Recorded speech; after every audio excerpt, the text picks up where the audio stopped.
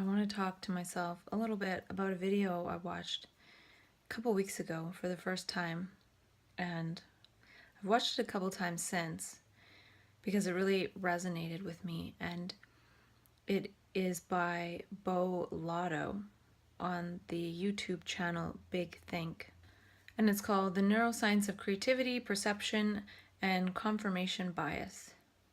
And it's a really good video, and here to me is a person talking about perception and creativity, and these are two of the fundamental things that change when somebody goes into map consciousness or has a mania or something like that. Perception changes and we're quite creative. So he mentions some really good points. He says creativity begins with a question. It begins with not knowing. And I've talked about how that state of map consciousness is a not knowing state and questioning everything that we think we know. And Bo Lotto talks about how what was once useful in terms of us creating our perceptions is no longer useful. And that's what happens in map consciousness, is all the things that have been useful in the past in creating our perceptions drops away. And I wonder what the other element is, that other energy that comes in to contribute to creating our perceptions, and we perceive quite differently. And he says your brain is adapted to take this meaningless data and make meaning from it, and that's the process of creating perception. And he showed these two gray squares on the screen, and they look the same. But when he puts a different color border around each, the squares actually change to looking like they're a different color, but they're actually not. They're the same gray, but our brain changes them to look different because the context, the background is different. But the colors aren't actually different. And so this is related to what I've been talking about with how flow states, psychedelic experiences, what Bo Lotto's talking about with perception and creativity, it's all similar to that space that we go into when we go there non-volitionally and then end up with a mental illness label. The difference is the background and the context.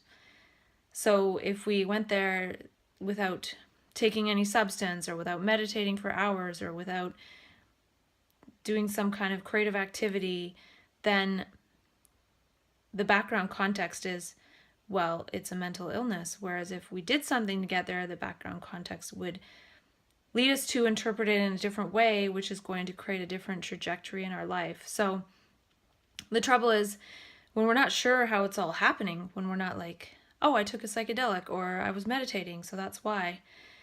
When we don't consider it for ourselves, then that invites others to come in and interpret it for us and put a framework on us that is going to limit us for the rest of our lives. So we're vulnerable, and then that vulnerability is taken advantage of. And of course, that's not what Bo Lotto's talking about in his video, but I'm extrapolating to my own context. And he says that our brain takes meaningless data and makes meaning out of it, and that's the process of creating perception.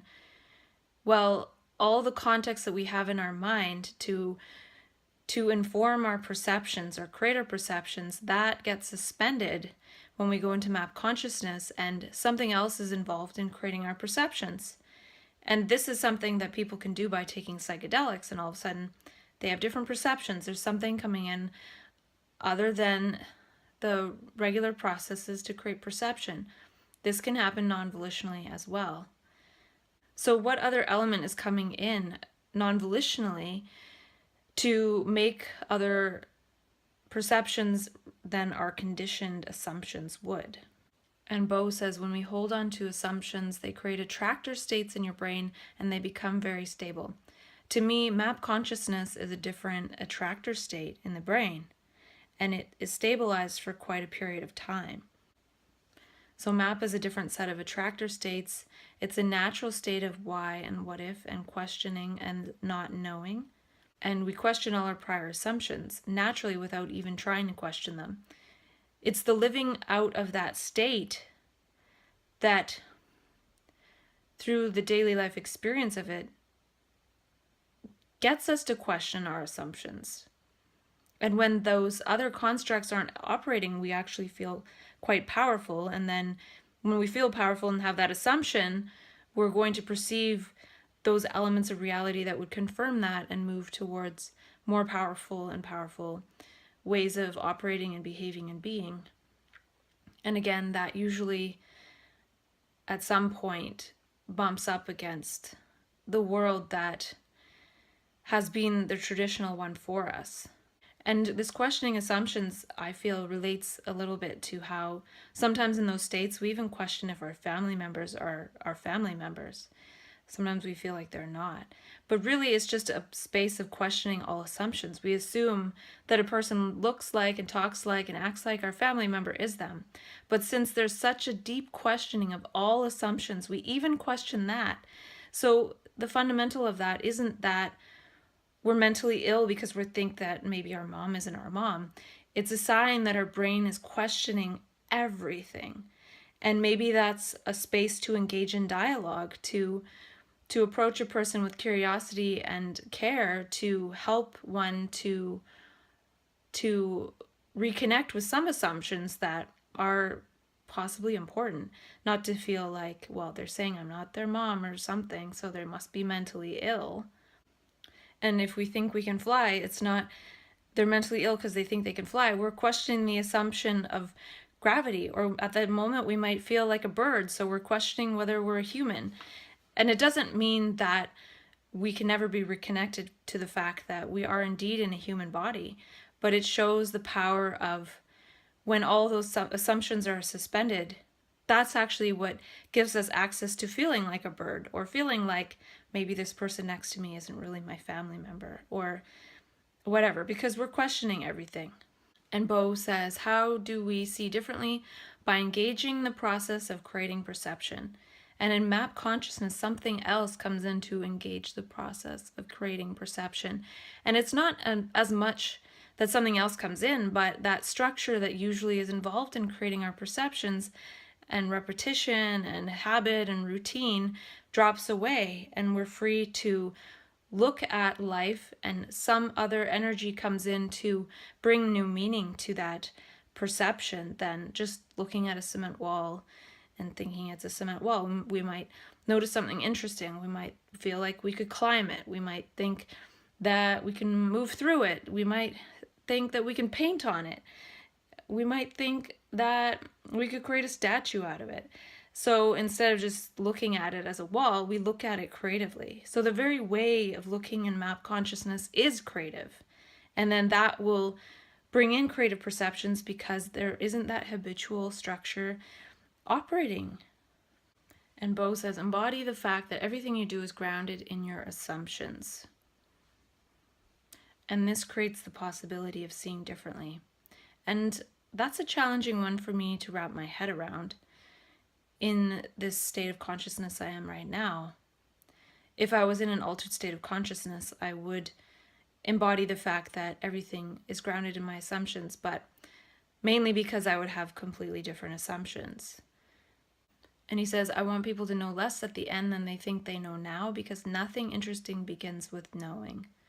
And I agree with that, because I've been given so many memes and things to believe about my brain and being after being labeled with a mental illness, and that's all knowing and knowledge. And if I would just try to remember that and know it and operate by that, it's not very interesting. But if I drop all those things I think I know that I was told to know, then it becomes interesting, and I've been able to engage myself, talking with myself for a year, because of feeling that it could be something different, and not about what I feel as different on any given day is right or wrong. It's interesting. So he says nothing interesting begins with knowing. Well, this is more interesting. Who knows if it's right or wrong? It's definitely not 100% scientifically valid. Maybe a little tiny bit is, but who really has time to test every single thing that one says? That's not really interesting. And map consciousness definitely makes us know less than we think that we know. And by doing that, we can discover new things. And when we know nothing, we can access almost anything. When we don't have a mind full of old meanings, any new meaning can come in. And Bo says it's important to identify our assumptions and question them. But the trouble is our brain has evolved to avoid uncertainty. So the brain evolved to hold on to certainty, so it will hold on to things that it knows are not true because at least there's some certainty there, which is a little bit of a contradiction to say it that way. Because if we're certain it doesn't work, I guess we're certain it doesn't work and we're certain about it, so there's the certainty. But then he says we have things like confirmational bias. And I feel like in map consciousness, our brain goes into a space of synchronistic bias. Our brain is biased towards seeing things that are meaningfully related and moving towards them. So the other end would be moving in one's routine and habit, and that becomes very meaningless over time because we get adapted to it. And when those meanings drop, all of a sudden we're seeing what is the next most meaningful thing for us to engage with. And that is the synchronistic bias. So one could say, oh, you're in mania, but one could just say that one's synchronistic bias has been activated. And that leads to different behaviors. It leads to different ways of being. And then people that know us will think that we're not ourselves. Just like there's a confirmational bias, there's a synchronistic bias. The confirmational bias looks for things to confirm the way we see the world and keep it the same, whereas the synchronistic bias moves towards that which would make the world appear magical and meaningful. So our brain switches into moving towards meaningful coincidences. And what is a meaningful coincidence? Well, that's subjective. That's part of the creative act of perception. Instead of having elements come in to create perception that are old and confirm the old, elements come in to create new meaning, and this is creative perception. And creative perception creates a different life, and that's part of what I'm wondering about with lifestyle design based on creative perception. So in that state, the self meanings and assumptions have broken down such that we assume synchronicity. We don't have a habit or a routine for the next movement or the next thing we do. So we wait for the next meaningful bit to move towards. And we assume that life has a lot of meaning. And when we assume that, a lot of meaning comes into each moment. And he says, we avoid stepping into a place that we don't actually know, even if it might be better. And I wonder, who is the knower that knows it might be better or worse? The self itself is analyzing everything in terms of better or worse. And when that whole bit breaks down, it's not about better or worse, right or wrong, good or bad. It's actually about meaning and creativity. So even the thought of this is better is the self, and that is actually going to get in the way of creative perception. So we actually need to subjectively create some meaning, add more meaning to the moment. And I remember talking about this with somebody in a dialogue about how the example was if two people are talking and they're arguing and the branch falls from a tree and nearly hits the people. One person might think, oh, that's gravity, and oh, the tree is old and it might be rotten from the drought. And the other person might think, whoa, the tree dropped because we're arguing. The branch dropped, and that means we should stop. Which one's more correct, and what does it matter? Maybe our ability to inject creativity and meaning into our perceptions is important, because otherwise, if we're always injecting science into our perceptions, or the self and the habitual thoughts and meanings, then it gets boring. Life feels meaningless. And of course, that process of injecting meaning could get out of hand, but Why can't we be playful with our perceptions? Why can't we create any meaning out of any event that we want? And we shy away from this, for sure. The self is a belief that believes itself and its conditioned and remembered meanings. And when that whole structure, the whole root of it falls away, then what is there to add meaning, and how would our life unfold? And Bo says the brain only ever makes small steps in ideas. We can only ever shift to the next most likely possible. And in the ego sphere of consciousness, the next most likely possible is probably a routine, a habit, a program of some kind, a conditioned reaction. Whereas in the meaning sphere, a small step is actually a big leap when viewed from the ego sphere. So in that sphere, big leaps are small steps. And one can move in terms of big leaps when there's leaps in meaning. And Bo says the next most likely possible is determined by its assumptions. We call it the space of possibility. So in map consciousness, our space of possibility changes drastically. We feel like almost anything is possible. And again, this is because a lot of the assumptions are dropped. Even the assumption that we need to go to work tomorrow, or even the assumption that we don't have money or we do have money. There's a lot of things that are dropped. So the possibility sphere opens hugely. And Bo says, you can't do just anything. Some things are just impossible for you in terms of your perception, conception of the world. What's possible depends on your history. So in map consciousness, our perception and conception of the world changes. And so what is possible changes immediately. So he says what is possible depends on your history, but in map consciousness, a lot of our history drops away. So that's not necessarily always true, that what's possible depends on our history. But we move in that sphere of possibility and meaning and map consciousness for a certain period of time, and eventually our history in terms of our family and things like that does catch up with us.